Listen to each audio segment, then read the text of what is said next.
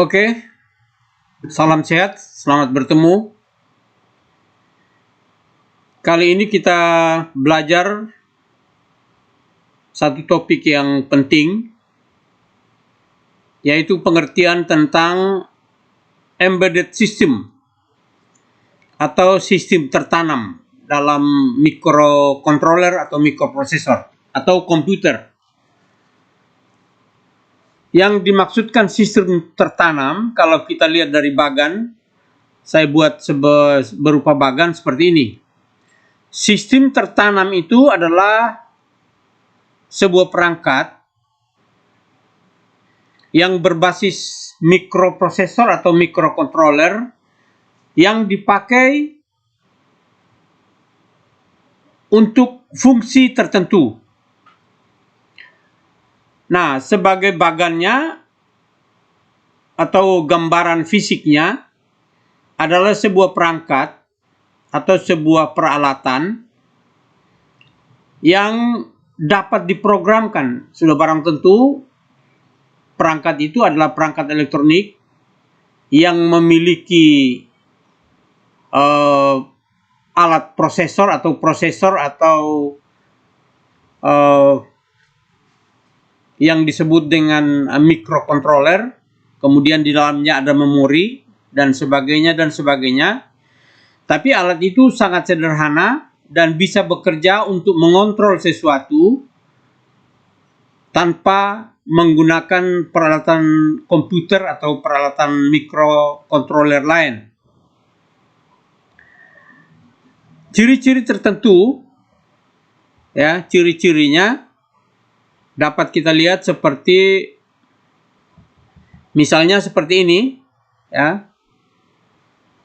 Memiliki CPU, ya. Saya ulangi, ciri-ciri embedded system, saya singkat SE ini. Memiliki CPU, dapat bekerja pada suatu kondisi, kemudian menjalankan fungsi tertentu. Memiliki kelebihan, proses pengkodeannya tidak harus urut.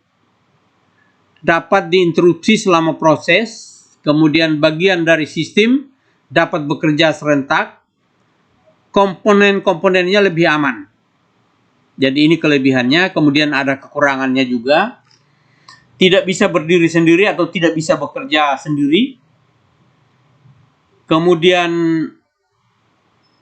hardware-nya sifatnya permanen atau hardware-nya tidak bisa berubah-ubah karena hardware tersebut sudah diprogramkan dan programnya sesuai dengan hardware. Kemudian memiliki fungsi tertentu, itu hanya fungsi tertentu. Tidak bisa bekerja sembarangan seperti misalnya komputer bisa melakukan banyak hal dan sebagainya. Itu ciri-ciri khas atau kekurangan, salah satu kekurangannya. Kemudian embedded system atau sistem tertanam ini bisa diklasifikasi menjadi 3. Bisa real time, atau artinya bekerja dengan waktu yang sangat tepat, ya, real time atau bekerja pada sesuai waktu atau dengan waktu yang spesifik. Kemudian yang kedua, stand alone, perangkat dapat bekerja sendiri, mulai dari input, kemudian proses, kemudian menghasilkan outputnya. Kemudian yang ketiga atau kategori yang ketiga adalah networked, yaitu sekelompok perangkat secara listrik terpisah namun melakukan fungsi dalam jaringan. Jadi ada yang klasifikasi real time, ada yang klasifikasi standalone, dan ada yang klasifikasi networked. Nah, ini merupakan beberapa clue atau beberapa hal yang bisa digambarkan, bagaimana menggambarkan apa yang dimaksud dengan sistem tertanam tersebut. Kemudian sistem tertanam atau embedded system juga merupakan gabungan antara hardware dan software. Softwarenya biasa disebut dengan firmware, Kenapa demikian? Karena peralatan yang disebut embedded system itu adalah sebuah peralatan atau sebuah perangkat yang dia bisa bekerja kalau diprogramkan dulu. Diprogramkan, lalu programnya ditanamkan ke dalam perangkat tersebut untuk menggerakkan perangkat tersebut melakukan suatu pekerjaan. Jadi programnya dimasukkan lewat inputnya, di-upload ke dalamnya, lalu dilepas, kemudian dia bisa bekerja sesuai dengan program yang ada, bisa saja melalui sensor, bisa juga melalui saklar atau switch, misalnya seperti ini. Jadi ada sensor, ada switch, ada sensor, ada keypad atau tombol-tombol misalnya. Dia bisa bekerja lalu mengoperasikan apa saja yang dioperasikan. Ya, jadi inilah yang disebut dengan embedded system atau sistem tertanam. Jadi sistem tertanam ini adalah sebuah peralatan atau perangkat yang sudah pasti terdiri dari mikrokontroler atau chip-chip di dalamnya. Lalu chip itu dirangkai sedemikian rupa sehingga dapat melakukan sebuah fungsi, namun fungsi tersebut harus diprogramkan lewat softwarenya komputer. Nah, untuk memperlihatkan bagaimana perangkat itu bekerja atau bagaimana perangkat itu diprogramkan adalah seperti ini misalnya.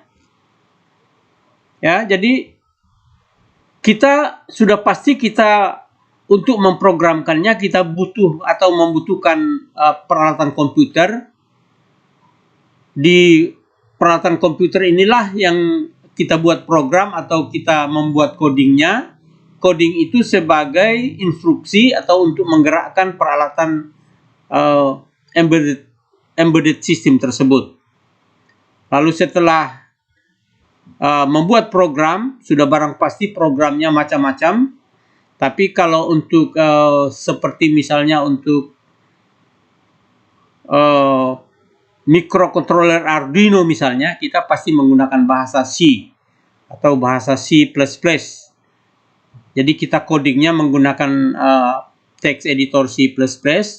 Lalu program tersebut kita upload ke dalam perangkatnya, kemudian perangkatnya dilepas, lalu dia akan berfungsi sesuai dengan program tersebut. Jadi programnya seperti ini. Ya. Jadi programnya diupload masuk ke perangkat embedded systemnya, diupload di sini. Setelah diupload, dia bisa melakukan pekerjaannya sesuai dengan fungsinya, sesuai dengan rangkaian yang dikontrol oleh peralatan tersebut. Ya, kemudian kalau misalkan kita menggunakan Arduino, mengkoneksikannya adalah seperti ini. Nanti dalam bagaimana kita mempelajari arsitektur dari Arduino dan sebagainya nanti dalam materi yang lain akan kita bahas. Saya kira demikian untuk perkenalan dengan sistem embed ini, bahwa sistem embed adalah sebuah perangkat peralatan yang terdiri dari hardware dan software di dalamnya atau hardware dan firmware di dalamnya yang bisa menjalankan fungsi tertentu sesuai dengan program yang dimasukkan atau yang ditanamkan ke dalamnya. Saya kira demikian, mudah-mudahan berguna. Selamat belajar, sukses.